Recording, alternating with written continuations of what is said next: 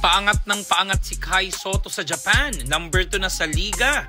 Inulan ng cooking show comment ang B-League post. Hindi na mapigilan ng Pinoy import. Yan ang pag-uusapan natin for today's video.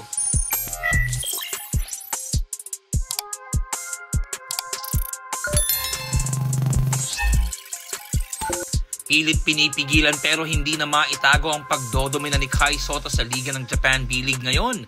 Numbers don't lie nga at after lamang ng 2 game this weekend ay balik na sa double-double average ang bata natin with 13.8 points and 10.1 rebounds per game. Sa ngayon ay pumasok na ang bata natin sa top 10 scoring bigman ng liga. Pang 9th place na si Kaiju kasama ang ilan sa mga malalakas na bigman sa B-League ngayon.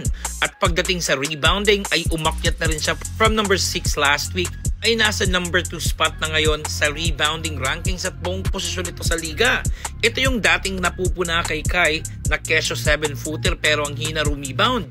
Ngayon ay nakikita na natin ang kaibahan ng Kai noon sa ngayon. Simula pa lang ito at kung mas pinapasa pa siguro sa kanya ng kanyang mga teammates ang bola kapag open ito, ay baka hindi lang ganito ang average niya sa puntos.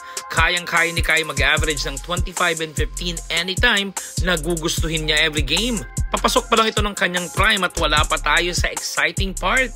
Pinutak nilang cooking show comment naman ang post ng Japan B-League sa kanilang social media accounts matapos nga ang medyo controversial na desisyon kahapon ng mga referee nang patawan si Kai ng unsportsmanlike foul sa play kung saan binangga niya ang import ng San Neo Phoenix. Malaking parte ng pagka-eject ni Kai ang naging dahilan din upang matalo sila ng home team na dapat ay naipanalo nila dahil angat sila ng double digit bago na-eject si Kai sa laro.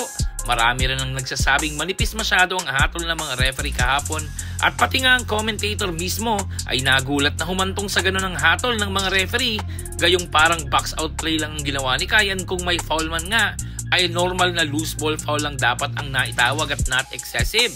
Prior to that play ay tumumba si Kai dahil parang nasapak siya ng Sanin import pero walang pito ang referee. Sana mapansin din ng liga ang mga ganitong pangyayari.